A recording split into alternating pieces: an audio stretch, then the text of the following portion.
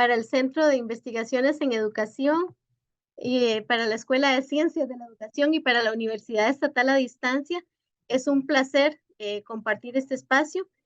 Hoy tenemos a una compañera del programa del Estado de la Educación, una investigadora asociada, que nos hace el honor de compartir un espacio de reflexión con nosotros en una conferencia que hemos titulado Desafíos de la educación frente a las brechas de género, en, como parte de las actividades que la Universidad Estatal a Distancia desarrolla en el marco de la conmemoración del Día Internacional de la Mujer. Quisimos traer a la doctora Valeria a conversar sobre este tema que es también muy relevante y que nos ocupa a las universidades públicas. Me permito presentarles algo del amplio currículum, de la amplia trayectoria que la doctora Lentini tiene. Ella es doctora en Economía de la Universidad de Zaragoza, España, es máster en Economía del Desarrollo de la Universidad Sussex de Inglaterra, bachiller de la Universidad Nacional de Costa Rica. Actualmente ella es coordinadora del capítulo de Educación Superior del Estado de la Educación de CONARE, profesora e investigadora de la Escuela de Economía y del Instituto de Investigaciones de Ciencias Económicas de la Universidad de Costa Rica y es consultora en organismos internacionales.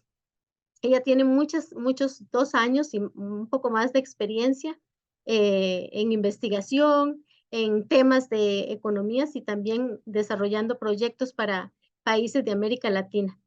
Doctora Lentini, es un gran placer. Muchísimas gracias por aceptar nuestra invitación y les cedo la palabra. Bueno, muchas gracias, Jensi, también por la invitación. Un gran gusto compartir. Me imagino que también en alusión a la celebración de la conmemoración la semana pasada del Día de la Mujer. Entonces, es una buena ocasión para ver cómo se encuentra la situación de la condición de las mujeres en la educación. Yo me voy a enfocar, como un poco hablaba Jensi recién, en educación superior, porque coordino el capítulo de educación superior del Estado de la Educación y es ahí donde he estado trabajando más, pues, en general los temas. Entonces voy a compartir mi pantalla, nada más les agradecería que me confirmaran si se puede ver bien. ¿Sí? Me imagino que sí. Sí, sí se puede ver. Ok, muchas gracias. Entonces, se titula Desafíos de la educación frente a las brechas de género, pero voy a concentrar, como les decía, en educación superior. ¿Por qué es deseable y cómo hemos avanzado? ¿Verdad? Esa sería como una primera pregunta de por qué nos interesa el tema de educación. ¿Verdad? Bueno, estos son datos de Costa Rica y lo que es muy fácil de ver es que en el gráfico, ¿verdad? A mayor logro educativo, tenemos menos probabilidad de pobreza. Abajo, en el eje de las X, abajo, vemos los años de escolaridad y conforme vamos avanzando en años de escolaridad, la probabilidad de estar en condición de pobreza se reduce casi que totalmente, ¿verdad? Entonces, bueno, es una motivación de por qué interesa mucho el tema pobreza, pero no es únicamente un asunto, el tema educativo, ¿verdad? Un asunto de condición de pobreza, sino que además, lo sabemos quienes estamos en el ámbito de la educación, no es únicamente por un tema económico, ¿verdad? Ni por no estar en pobreza, sino porque trae una serie de beneficios, ¿verdad? Una serie de beneficios individuales en la familia, en el colectivo, en el país. La población de 15 años o más que viven en hogares en condición de pobreza generalmente tienen una escolaridad o un nivel de escolaridad significativamente menor y entonces eso, digamos, nuevamente refuerza lo que hablábamos recién. Entonces, bueno, pensando en la bondad de la educación, ¿verdad? Y cómo esto además hace que la educación que además ocurre, digamos, rezagadamente o presenta complicaciones, también dificulta, digamos, la situación socioeconómica de las familias. Aquí vemos los porcentajes, por ejemplo, en los hogares de pobreza, el porcentaje de población que está en edad escolar, pero que presenta significativamente más rezagos cuando está en condición de pobreza. Es decir, la situación de origen incluso de las personas, ¿verdad? De las condiciones socioeconómicas del hogar también tienen a su vez incidencia, ¿verdad? En las posibilidades que tienen las personas, y de ahí, digamos, la importancia que puede tener la política pública para favorecer las condiciones para que las personas logren tener mayor nivel educativo, si están en desventaja de origen, ¿verdad? En desventaja socioeconómica por su lugar de residencia o por sus características del hogar. En Costa Rica, digamos, afortunadamente, digamos, conforme han ido avanzando las nuevas generaciones, se ha ido aumentando el nivel educativo. Ahí vemos, por ejemplo, una caída en el momento de la crisis de los 80, que se menciona tanto, y después continúa esta tendencia. Sin embargo, a pesar de esta continuación de la tendencia, lo que nos ha pasado en años recientes es que hemos tenido, digamos, un relativo estancamiento, digamos, comparativamente, incluso comparando con otros países, el promedio de países de la OCDE, vemos que hemos tenido un relativo estancamiento, ¿verdad? Entonces, a pesar de que las generaciones recientes van aumentando su nivel de escolaridad, el crecimiento nuestro va siendo cada vez más lento, o no más lento, pero sí estancado, ¿verdad? Es relativamente lento y en la última década ha ido estancándose.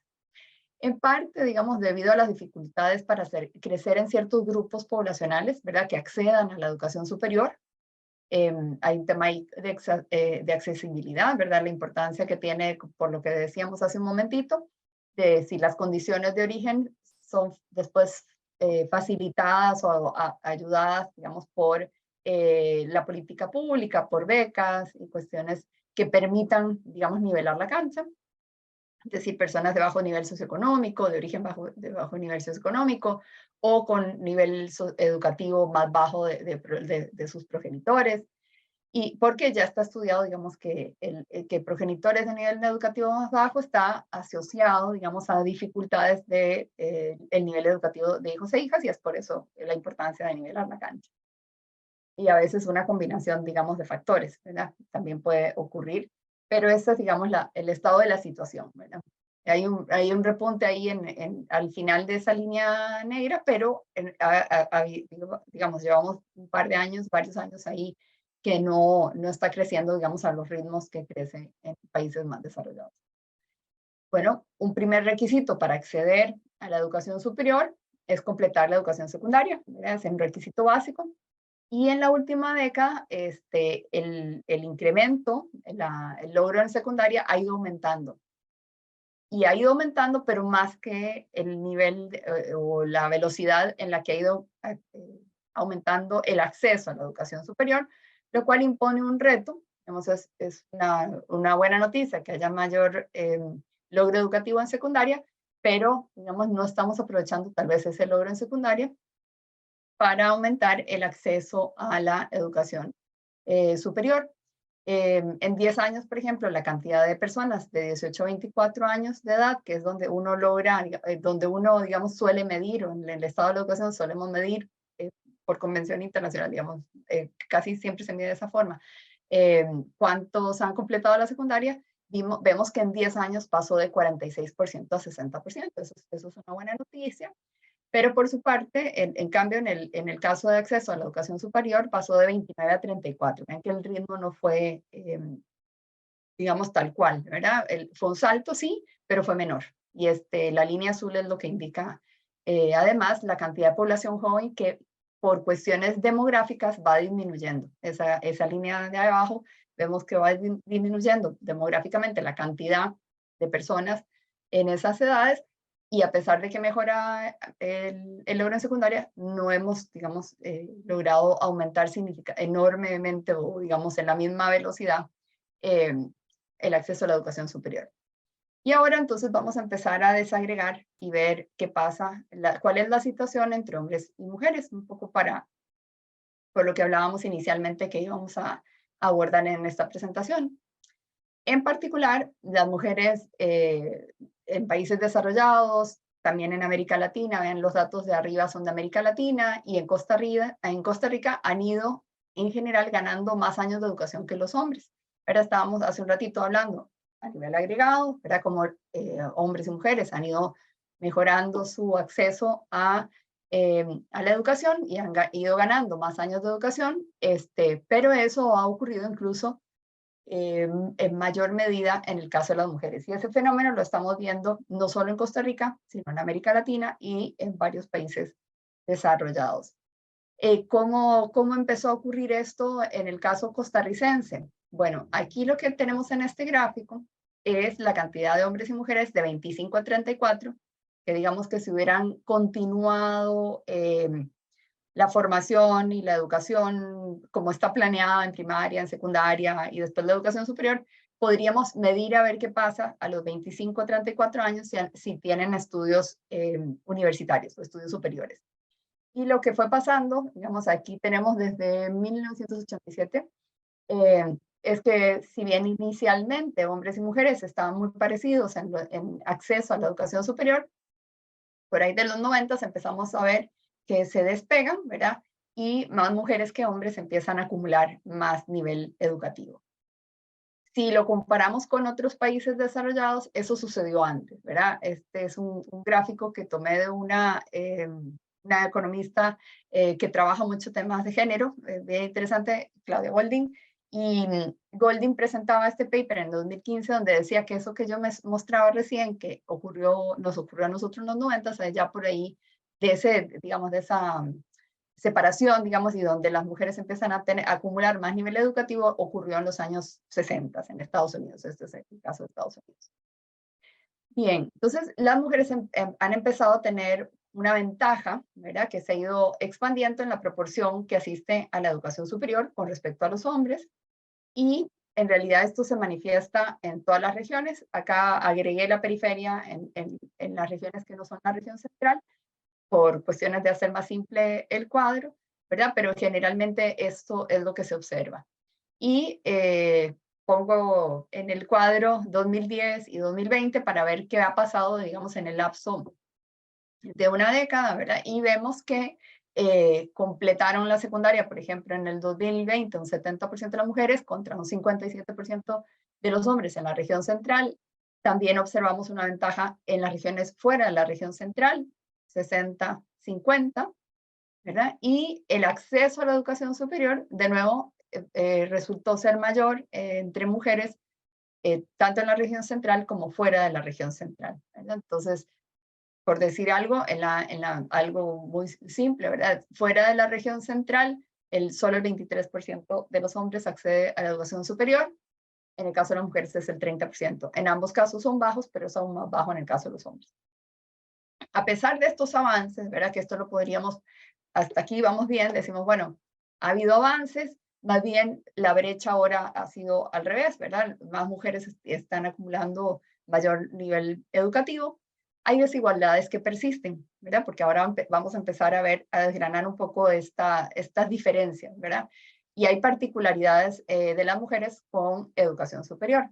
La primera, que seguro ustedes la pueden adivinar, ¿verdad? Es que hay una clara segmentación por áreas del conocimiento. ¿Verdad? Las mujeres están más en educación y salud, esto nunca sorprende cuando lo menciono, ¿verdad? Y hombres están más en ingeniería.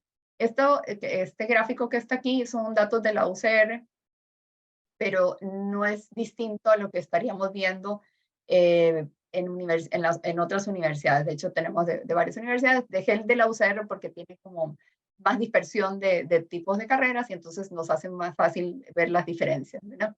Pero hay una clara segmentación. Esta segmentación ocurre también en otros países, ¿verdad? En países desarrollados. Y es una segmentación por áreas del conocimiento muy clara, ¿verdad? Donde hay algunas áreas en las que uno podría decir más paridad, ¿verdad? Es ahí donde se cruzan las curvas en el centro, que tienden a ser como carreras, ahí pueden ver de ciencias económicas, administración. Sin embargo, y ahí es donde también las mujeres han ido creciendo en ingenierías, pero siguen habiendo, digamos, una brecha y una situación muy segmentada. Esta segmentación que ocurre en la educación superior, después la vamos a observar, ¿verdad? También en el mercado laboral, porque de alguna manera esas carreras condicionan, digamos, la colocación o la participación después en el mercado laboral de hombres y mujeres según la formación. El sector público en particular es el principal empleador de las personas graduadas en educación y salud, que es justo donde hablábamos que predominan las mujeres con educación universitaria. Es decir, que entonces ellas se estarían colocando más en el sector público. Eso de alguna manera tiene ciertas ventajas porque vamos a ver que en el sector público tiende a haber mayor paridad salarial que en el sector privado, pero mucho tiene que ver con esto, ¿verdad? Con ciertas reglas que se siguen, ¿verdad? Y justo es ahí donde hay mayor colocación de mujeres en estos sectores. Vean que las columnas, ¿verdad? La parte negrita es donde se indica el porcentaje de personas que trabajan en el sector público y vean que amplia, ¿verdad? La participación del sector público en las áreas de educación y salud. Bien, las mujeres incursionan en carreras, han ido, digamos, incursionando en carreras dominadas principalmente por hombres, o sea que ha ido aumentando eso, digamos, porque el gráfico que les enseñaba donde se veía esa gran X, ¿verdad? Es de un momento, una fotografía de un momento, pero nos interesa en este gráfico ahora ver que ha ido pasando desde el año 2000, ¿verdad? Desde hace 20 años, cómo ha ido esa evolución. Las evoluciones más digamos, más aceleradas, digamos, han sido, la vemos, por ejemplo, en ingeniería, ¿verdad? Vemos ahí en ingeniería cómo ha ido aumentando, sin embargo, sigue siendo lejos de una situación paritaria. La situación paritaria estaría marcada por esa línea en amarillo que vemos ahí, ¿verdad? Vemos un cambio bastante más, vemos más equilibrados recursos naturales y ciencias básicas, ¿verdad? Partían tal vez de una situación menos disparitaria, no paritaria, digamos, menos dispareja, ¿verdad? O menos equitativa años atrás. Y en el caso de las ingenierías ha ido avanzando, pero aún seguimos, digamos, hay una brecha todavía bastante grande.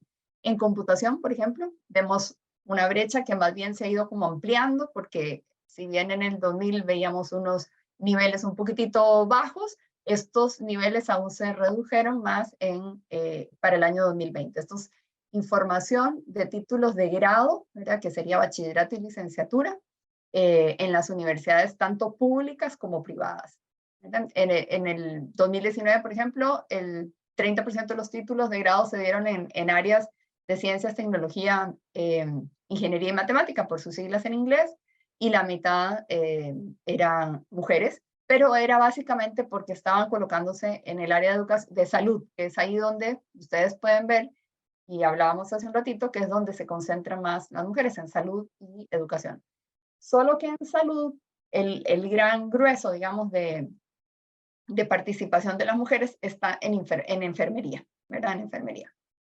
Cuando no contabilizamos el área de salud, como parte del grupo de ciencia, tecnología, ingeniería y matemática, la participación de las mujeres se reduce al 35%. ¿Verdad? Digamos, este parrafito que les pongo allá abajo. Se reduce al 35% por esta brecha, digamos, que vemos en ingeniería, computación, recursos naturales y ciencias básicas. La segmentación que menciono, mencioné en la lámina anterior, también la podemos ver en otros países del mundo, ¿verdad? En el gráfico de la izquierda, si estamos en una perfecta diagonal, ¿verdad? Donde abajo están los hombres y en el eje vertical están las mujeres. Si hombres y mujeres están con puntitos, ¿verdad? Cada país cada punto es un país, ¿verdad?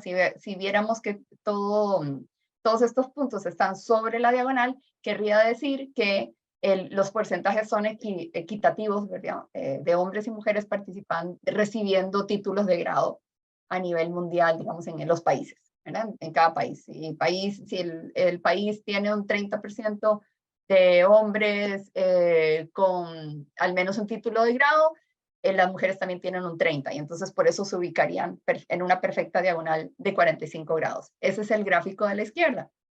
Pero si vemos el gráfico de la derecha, ocurre muy parecido a lo que pasa en Costa Rica. Es decir, por eso les decía que es un fenómeno que no es, digamos, local, ¿verdad? Sino que ocurre a nivel mundial. Y vemos que todos los puntos, cuando estamos solamente en carreras de grado que son de ciencias, tecnología, ingenierías y matemáticas, ¿verdad? Solo de STEM, vemos que más hombres están ubicados ahí, pero no estamos en la diagonal porque la proporción de mujeres por cada hombre, digamos, que está en estas carreras es bastante menor, ¿verdad? Entonces, esa paridad pues se reduce, ¿verdad? Incluso en el gráfico de la izquierda, en los países, pasa también lo que hablábamos hace un ratito, que más mujeres acumulan grados o tienen título de grado en comparación con los hombres. Pero esa figura se cambia totalmente cuando lo observamos en el caso de las carreras que son de STEM. Y no solo en Costa Rica, sino también en otros países, tiende a pasar que estas carreras de ciencias, tecnología, ingenierías y matemáticas tienden a tener una remuneración más alta en el mercado laboral y entonces si esta colocación, si digamos esta disparidad ocurre, pues entonces se traduce en ingresos más bajos también para las mujeres que no están en estos segmentos. La gran pregunta aquí es, ¿son segmentos que pagan más bajo o más alto porque existe esta segmentación de géneros, ¿verdad? Esa es una muy buena pregunta. Hay artículos que investigan esto, ¿verdad? Si es porque, no sé, hay una lucha salarial mayor si están hombres, que si están mujeres, o qué pasa, ¿verdad? Eso es todo un tema de investigación. Si hay investigadores por aquí, investigadoras, esto es un tema interesante de analizar. Pero, digamos, el hecho es este que les muestro aquí, ¿verdad? Digamos, los datos que tenemos. Bien. Otras formas de ver diferencias de cómo enfrentan la educación superior, la podemos observar entre estudiantes de edades maduras. Lo que les he estado enseñando hasta ahora, generalmente era 18 a 24 y después que pasaba con 25 a 34 con su nivel educativo. Pero también, tanto en el país como en general en el mundo, no todas las personas que están estudiando están en esas edades, ¿verdad? Hay gente que empieza más tarde por cuestiones, por múltiples motivos, y en el caso del estado de la educación le llamamos en edades maduras, ¿verdad? Tienen distintos nombres en distintos informes, digamos, a nivel mundial, pero nosotros les llamamos edades maduras y son las personas que tienen más de 24 años. Traigo esto porque hay un análisis interesante que se hacía con la encuesta de profesionales de la educación superior, el observatorio, ¿verdad? Que hace OPES con ARE. Y en el 2019, bueno, justamente las personas en edades maduras tienden a estar sobre representadas en aquellas que son la primera generación en su familia que entran a la educación superior. Digamos, nadie en casa había llegado a la educación superior y ellas son las primeras en su familia. Y generalmente están estudiando educación, ciencias económicas, derecho, ¿verdad? En Costa Rica, por lo menos para el 2020, el 41.2% del estudiantado estaba en edades maduras, es decir, estaba estudiando con más de 25 años. Era el 44% en el 2010, quiere decir que se ha ido reduciendo esa proporción porque probablemente más personas han encontrado la oportunidad de entrar a estudiar antes de esas edades. Y lo que resulta interesante, ¿verdad? Es que, bueno, justo en el caso de los estudiantes, de las personas estudiantes maduras, tienden a ser más propensas a necesitar de repente hacer algunas interrupciones en sus estudios, ¿verdad? Hay como una cierta intermitencia ahí. Y esta es mayor, por ejemplo, que aquellos de 18 a 24 años de edad, que probablemente algunos incluso solo estén estudiando al principio, ¿verdad? Aunque después se coloquen, empiecen a trabajar incluso antes de graduarse. Eso es de un 39%, estas interrupciones, en comparación con un 7% cuando están estudiando en edades más jóvenes. Por supuesto que puede estar muy relacionado con responsabilidades de todo tipo, pero cuando fuimos a ver la encuesta, este es un trabajo que hicieron Corrales et al. En el 2020, ellas encontraron que estas interrupciones, al preguntar por qué ocurrían estas interrupciones tan altas, ¿verdad? Las mujeres respondieron que pesaron principalmente razones familiares o personales, ¿verdad? Un 36% dijo razones familiares, un 50% razones personales, un 24% y un 33% de estas razones fueron dadas por los hombres. Es decir, en el caso de ellas pesaron más elementos familiares y personales que en el caso de los hombres. Y en el caso de los hombres, la respuesta más usual, ¿verdad? El 63% respondió que por razones laborales, ¿verdad? Y esto ocurrió en el 45% de las mujeres. Entonces vemos las grandes diferencias de los compromisos, digamos, que van adquiriendo, ¿verdad? Por los roles de género, ¿verdad? Que hay entre hombres y mujeres, de qué pasa también, de cómo incide esto en la trayectoria educativa y después, por supuesto, laboral de las personas. Y planteamos aquí entonces la paradoja, ¿verdad? De que ellas están acumulando mayor educación, ¿verdad? Esas líneas que veíamos que eran mayores y que además es una paradoja que también se da en otros países, con una menor participación en el mercado laboral. Es decir, a pesar de tener en promedio más años de educación, las mujeres, vamos a ver ahora que participan menos que los hombres. Ellas, por ejemplo, representan solo el 39% de la población ocupada. Y esto nos presenta una paradoja porque ahí, digamos, diríamos los economistas, mayor capital humano, pero se colocan menos. Digamos, es como que si no estuviéramos aprovechando esa educación. Entonces, cada vez más, ellas han ido concluyendo más secundaria, han accedido más a la educación superior. Esto es lo que podemos ver en las líneas negras que están ahí abajo, ¿verdad? El crecimiento hombres, el crecimiento mujeres, pero las líneas celeste y azul vemos que están muy distintas, ¿verdad? Vemos que están como en otros niveles, ¿verdad? Están mucho más abajo en el caso de las mujeres. Y este aumento que vemos abajo de la línea negra en el caso de las mujeres, ¿verdad? Ese aumento en conclusión de secundaria y aumento, digamos, de mayor acceso a la educación superior, no se traduce posteriormente en una mayor participación necesariamente todavía, ¿verdad? Entonces hay un tema ahí. El avance ha sido relativamente menor en los años más recientes. Estos gráficos que vemos aquí, cada color de las líneas es un año, ¿verdad? Vemos el 87, el 97, el 2007 y el 2017.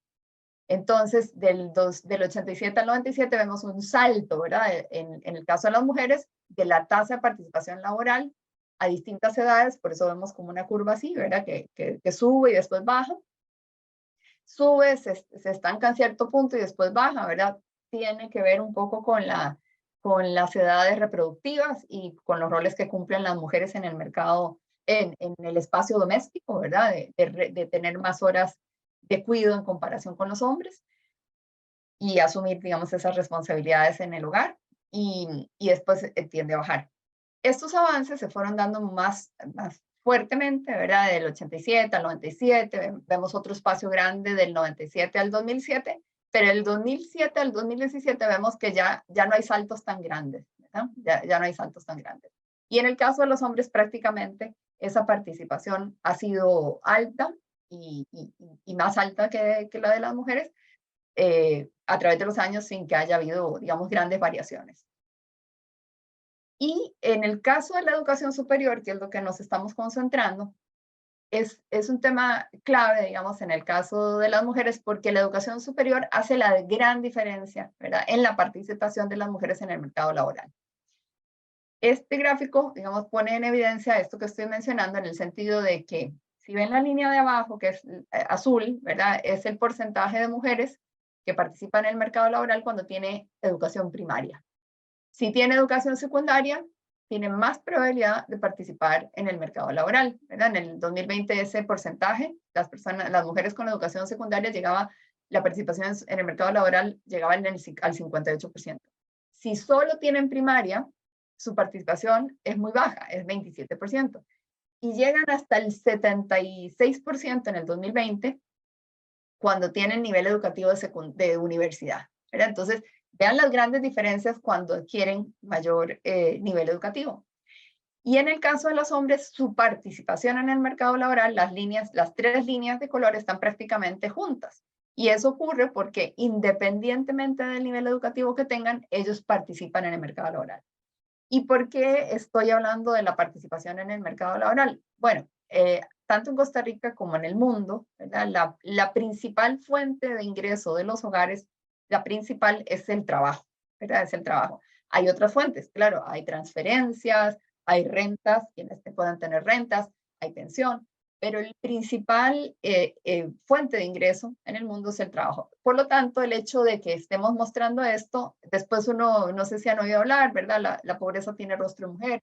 Un poco está relacionado con estas, y empezábamos la presentación hablando de pobreza, educación, ¿verdad? Y cómo el hecho de que menores niveles educativos podrían condicionar la participación en el mercado laboral y esto repercutir en las posibilidades de generación de ingresos en los hogares.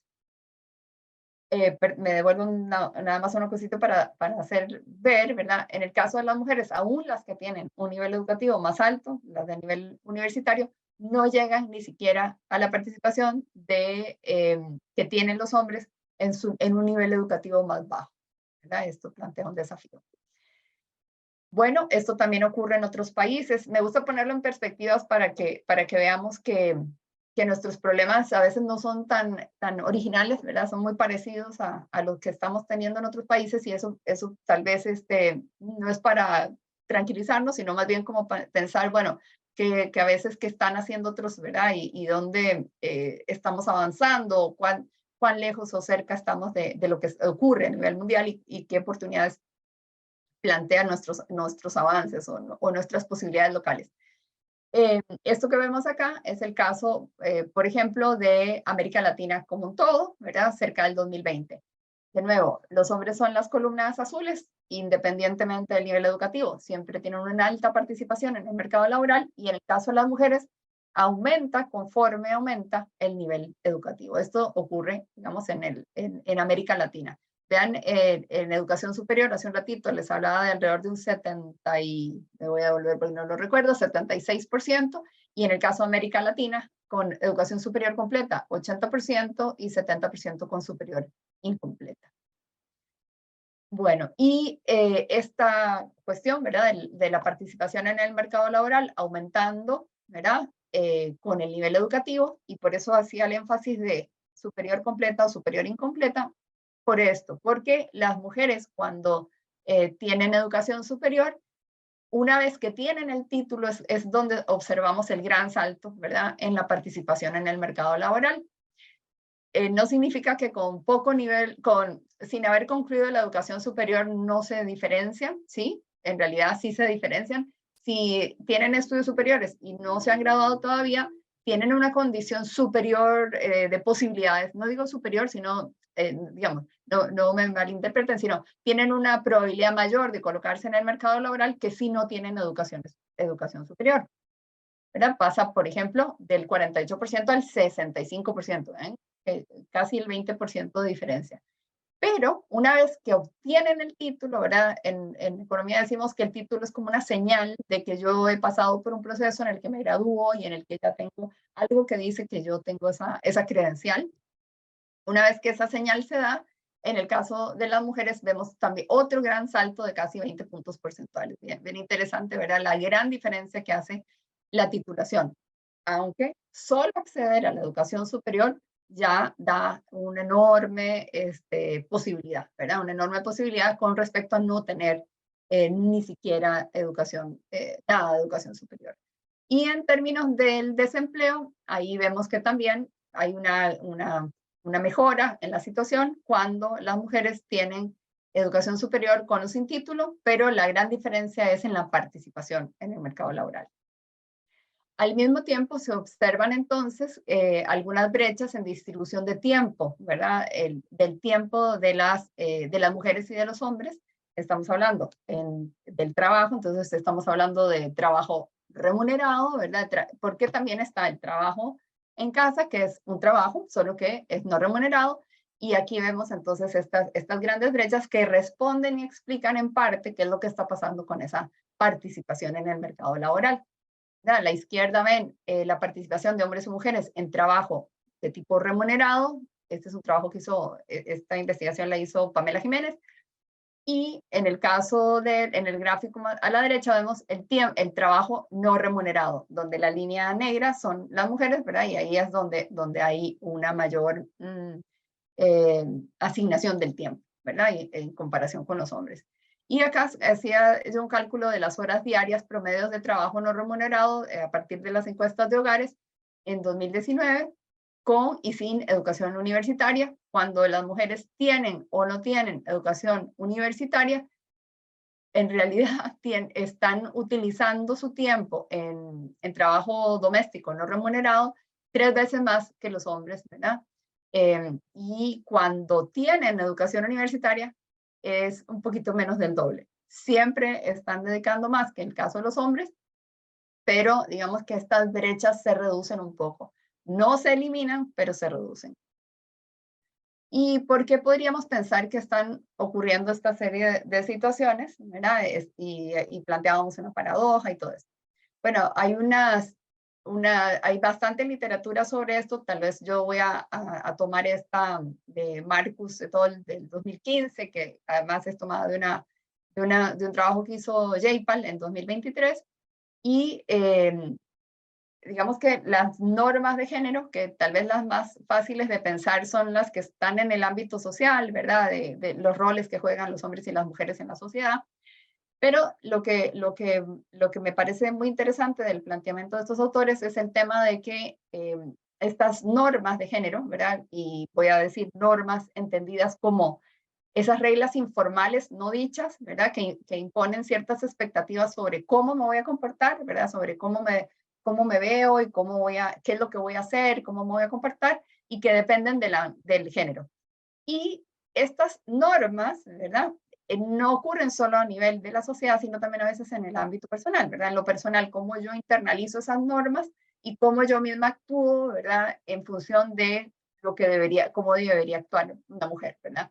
Y entonces esto puede implicar que algunas mujeres reduzcan sus aspiraciones o decidan asumir el rol de que lo que les toca es hacer trabajo no remunerado o sin posibilidad, o no aspiran a tener ascensos o incluso hacer trabajos que no les va a permitir hacer o tener esos crecimientos, ¿verdad? Incluso dentro de los mismos trabajos. O reducen sus búsquedas, digamos, o no deciden, ¿verdad?, asumir ciertos roles. Eso en lo personal, incluso aunque no estén conscientes, ¿verdad?, de esto. A nivel familiar, ¿verdad? Los roles del papel que desempeñan las mujeres dentro de la familia, ¿verdad? Un menor poder de decisión en ocasiones en el hogar o el recargo de cuidados y tareas domésticas. Y después más en el ámbito social, vean que lo estoy viendo como en el ámbito más pequeño al más grande, ¿verdad? Digamos, o en lo personal al social, ¿verdad? Y estos son los que tal vez son más intuitivos, ¿verdad? En los roles del papel que desempeñan las mujeres en la sociedad, y entonces las normas de géneros podrían estar condicionando que haya menor participación en puestos de liderazgo o menor libertad de desplazamiento. No es que tenemos prohibido ir a ciertos lugares tácitamente, digamos, expresamente, pero sí tácitamente cuando hay ciertos lugares en los que prácticamente es imposible ir porque es muy peligroso, ¿verdad? No es que los hombres no sea peligroso, pero es más peligroso para las mujeres, digamos, están más expuestas. Y entonces esto reduce, por ejemplo, el capital social que ellas podrían tener y tienen menores contactos, ¿verdad? Que también termina teniendo implicaciones en las posibilidades por ejemplo, conseguir un empleo, ¿verdad? Y bueno, no solo hay diferencias entonces en la participación en el mercado laboral, sino que esto es un estudio que estamos recientemente trabajando en el estado de la educación, que tiene que ver con cuán distintos además son los salarios, ¿verdad? Los comparamos en las áreas STEM, fuera de las áreas STEM, y aún en el área de educación, donde hablábamos hace un ratito, que hay mayor participación de mujeres. Esto con datos administrativos podemos ver que hay también brechas a favor de los hombres, ¿verdad? Y porque estos son el porcentaje promedio salarial en que los hombres supera el promedio de las mujeres a 1 o 2 años de obtención del título de grado. Probablemente lo que esté pasando en educación es que, digamos, más hombres están colocándose tal vez en puestos, digamos, más altos. Y otro tema interesante también que tiene que ver con no solo la participación una vez que ingresa al mercado laboral, sino qué pasa con las interrupciones, ¿verdad? Una vez que las mujeres entran en el mercado laboral. Y la tasa de participación de mujeres con estudios superiores, vamos a ver que es distinta según los grupos de edad, ¿verdad? Y esto tiene que ver en cierta medida con las interrupciones y las permanencias o intermitencias que ocurren en el tiempo en el que están en el mercado laboral, ¿verdad? Y vean que hay momentos en los que las mujeres reducen su participación. Digamos, la buena noticia es que estas variaciones han ido siendo, o estas interrupciones han ido siendo menores en los años más recientes. Sin embargo, sigue habiendo una participación menor en ciertas edades en particular. Las mujeres, por ejemplo, según vemos en este gráfico, se retiran antes del mercado laboral, ¿verdad? Los 60-64, solo el 42% en el 2014 de las mujeres estaba trabajando o estaba participando en el mercado laboral, que es la mitad de lo que estaba participando los hombres con un 80%. Todo esto que hemos conversado plantea, en mi opinión, estos cuatro desafíos. Tal vez ustedes podrán comentar algún otro que consideren, ¿verdad? Estos tres desafíos. Entonces, sabemos que desde el momento en que las mujeres escogen su carrera, ya estos roles, ¿verdad? Por lo que hablábamos del ámbito personal, familiar y social, fueron asumidos, ¿verdad? Desde etapas previas de la educación o de la formación en familia. Entonces, los tres desafíos o las tres propuestas, ¿verdad? que planteaba era que, bueno, que es importante trabajar desde edades tempranas en los centros educativos, el tema de roles en el hogar, del trabajo doméstico, del cuidado.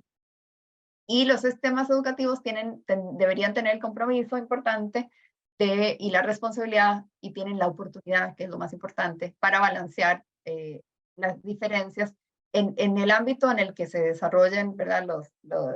En ese ámbito, ¿verdad? No pueden tal vez necesariamente cambiar en el hogar, o pueden incidir, ¿verdad?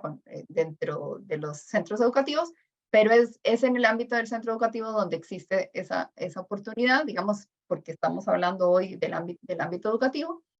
Y en el largo plazo, el reto es generar una cultura de corresponsabilidad familiar con todos los miembros del hogar, con políticas familiares que desvinculen a las mujeres como las únicas responsables de determinadas tareas. Un segundo punto que planteo es trabajar en estos estereotipos de las habilidades, digamos, matemáticas y científicas, que a veces ocurre que entonces desde la educación en edades tempranas hace que las mujeres se condicionen con ciertas disciplinas, y de esta manera contribuir a cerrar brechas que afectan las decisiones de los y las estudiantes. Y por último, autoevaluar, ¿verdad? Nuestro comportamiento como docentes, ¿verdad? Porque aquí estamos en un ámbito educativo, de cómo pesan nuestros propios estereotipos en la valoración de las y los estudiantes cuando interactuamos o cuando trabajamos con ellos y con ellas. Y por esto sería todo. Muchas gracias. Muchas gracias, estimada Valeria. Muy clara todas sus observaciones. Con mucho gusto. Si alguien tiene alguna observación, comentario, crítica, bienvenido, bienvenida. Sí, por favor, en el chat podrían escribir cualquier consulta que tengan, una pregunta. Yo tengo aquí dos. Se las voy a plantear a Valeria para que nos completemos, digamos, esa parte. Nosotros aquí estamos un grupo bastante importante de profesoras y profesores encargados de cátedra, académicos, que formamos parte de de diferentes carreras, que formamos educadores y educadoras. Entonces, tenemos ahí retos importantísimos, datos que nos revelan pues cosas que sabemos claramente que hemos avanzado mucho, que se ha hecho un trabajo tesonero, ¿verdad? Gracias al esfuerzo de muchísimas mujeres que desde distintos ámbitos pues han emprendido luchas importantísimas. Y hemos avanzado en muchos sentidos. Sin embargo, los retos todavía son bastantes, son complejos además.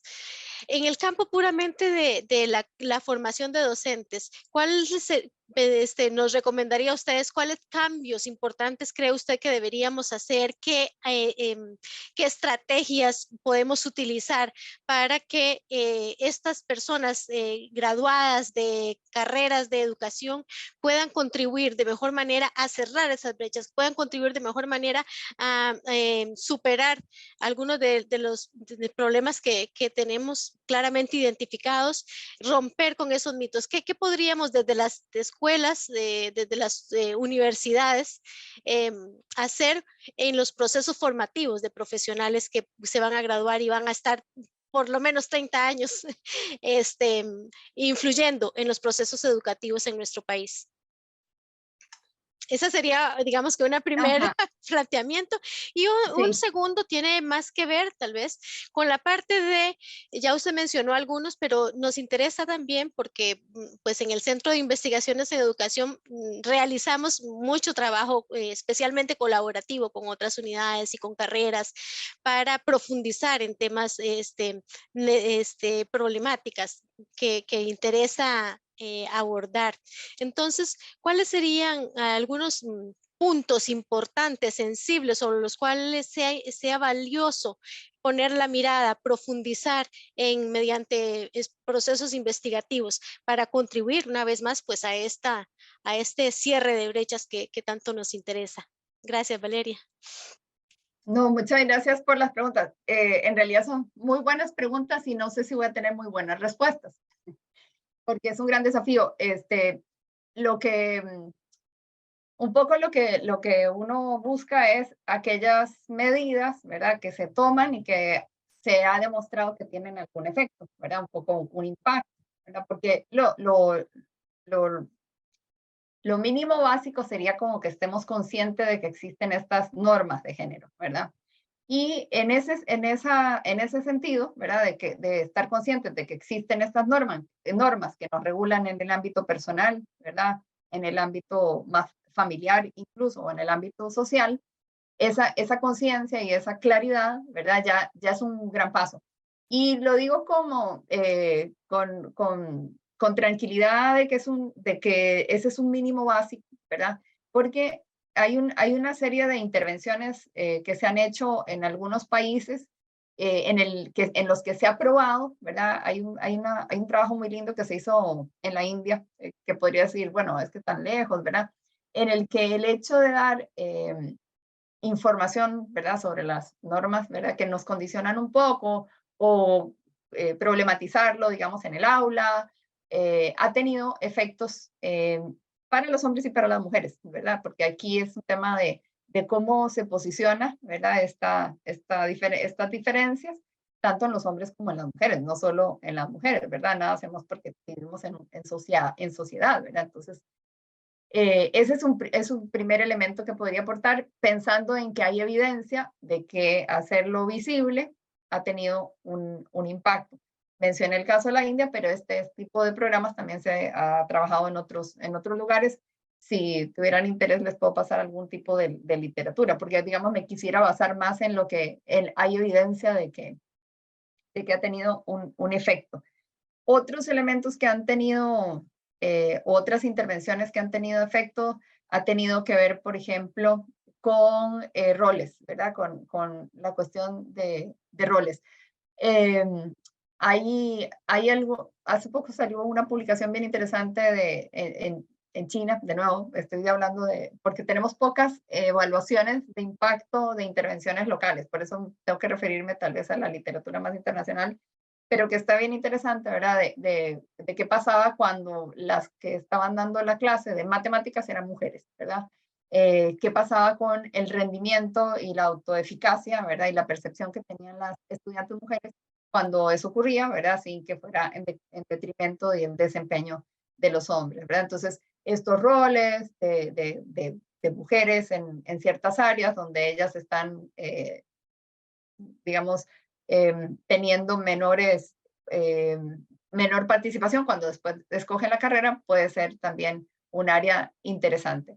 Les quiero decir, para terminar de responder ahora sí con información local, que el próximo Estado de la Educación estamos haciendo en este momento un capítulo especial que responde a esa pregunta, solo que todavía no les puedo adelantar los resultados porque está todavía en procesamiento. Pero ahí sí tenemos investigación local, ¿verdad? Estas que les mencioné no son locales, pero esta que estamos por presentar este año en el Estado de la Educación, en un capítulo especial, responde a esas preguntas en función de lo que hemos averiguado localmente. Es una investigación que está a cargo de Marcela Román y varios hemos estado contribuyendo, digamos, pero ella es la que está liderando esta investigación y ha trabajado varias herramientas para entender, digamos, dónde están las mujeres, dónde están estas decisiones de las mujeres después en el ámbito de la escogencia, digamos, de las carreras. Eso es el enfoque que tiene esa investigación. Pero como les decía, digamos, en términos más generales, no solo en la elección de carreras STEM, las normas, hacer consciente de estas normas de género y que están en distintos ámbitos, ¿verdad? Incluso de las propias limitaciones que nos ponemos, es un acierto, digamos, porque ha funcionado en otros países. Entonces eso podría funcionar. Aquí lo que no se ha hecho es evaluar, ¿verdad? El impacto que ha tenido, pero aquí entiendo que en algunas circunstancias también se hacen estos trabajos, ¿verdad? Acá nos hacen una pregunta. El efecto de la cultura en clave Caribe como una posible barrera para avanzar en la igualdad de oportunidades en el área educativa especialmente. Alguien me está haciendo esta pregunta. Es muy importante el tema de los contextos, ¿verdad? Por eso es que yo ahora mencionaba, por ejemplo, este caso de la India, pero en la India las restricciones y las normas de género son mucho más fuertes que en el caso latinoamericano. Entonces, por supuesto que uno quisiera echar mano de la evidencia de lo que va a funcionar en contextos similares. Entonces, la respuesta que le tengo, digamos, a Regulo es que, Regulo Solís, es que sin duda, digamos, cuando observamos qué es lo que ha tenido efecto en otros lugares y que podríamos adoptar, hay que entender primero también el contexto local, ¿verdad? En qué medida lo que yo planteo, y sobre todo en normas de género, porque tiene un componente cultural súper importante, ¿verdad? Aquí no nos pasa, por ejemplo, que tenemos que circular con algo en el pelo, ¿verdad?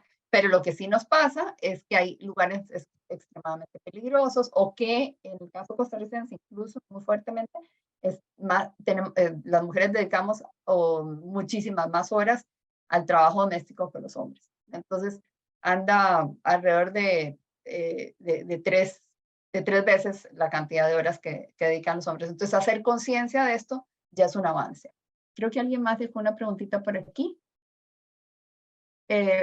Andrea Rojas dice, muchas gracias por la presentación. Yo trabajo en un colegio. Bueno, no sé si, Jen, si le parece que vea las preguntas del chat. Sí. Ya, tal vez si ya contestó esta, nada más decirle a las personas participantes que si tienen alguna otra consulta o comentario, por favor la hagan en el chat en estos minutos, porque estamos ya para cerrar. Ya cerrando. Ok. Sí. Sí, y si no, bueno, son solo dos preguntas las que tengo por aquí. Bueno, no, una. Andrea Rojas dice, yo trabajo en el colegio técnico y en él se evidencian esas diferencias en el tipo de carreras que escogen hombres y mujeres. Sí, seguramente. Incluso en los colegios técnicos hay investigadoras que están haciendo este tipo de análisis en colegios técnicos. Porque se supondría que como están en colegio técnico, tal vez hay una predisposición mayor a escoger distinto las mujeres, pero también en colegios técnicos ocurren estas separaciones. Mayormente en carreras de secretariado ejecutivo y bilingüe se matriculan más mujeres, ¿sí? Y en áreas de informática y computación, los hombres. Tienen algunas chicas, también algunas chicas hablan de que esas especialidades son más fáciles. Sí, a veces, no sé si ese es el motivo, ¿verdad? Porque esto es un poco lo que declaran. Hay varios estudios interesantes que tienen que ver con qué están haciendo mis compañeras, ¿verdad? Entonces, por ejemplo, hay intervenciones que lo que hacen es proponer hacer ciertos tipos de clases llevando una compañera, ¿verdad? Entonces, si van con amigas, probablemente hay más que se van a matricular, ¿verdad? Entonces, en ciertas áreas, ¿verdad? Hay como un efecto ahí del conjunto, ¿verdad? Entonces, hay oportunidades interesantes de intervenir, ¿verdad? Para empujar un poco, ¿verdad? La situación de equilibrar, ¿verdad? Por ejemplo, esto que les menciono de qué pasa si más mujeres, ¿verdad? Entre amigas van y van a hacer ciertas clases.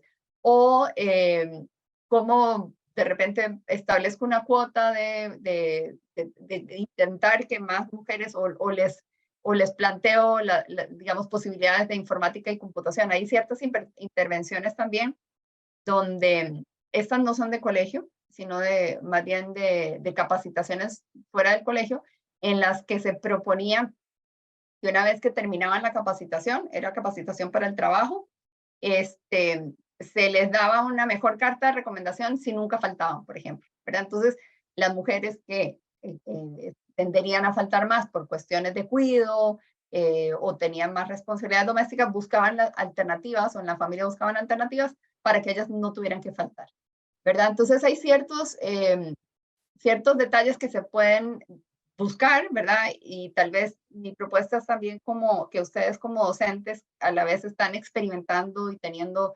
experiencias con las y los estudiantes, encontrar esas vías en las que, reconociendo que existen estas normas de género, se podrían modificar, ¿verdad?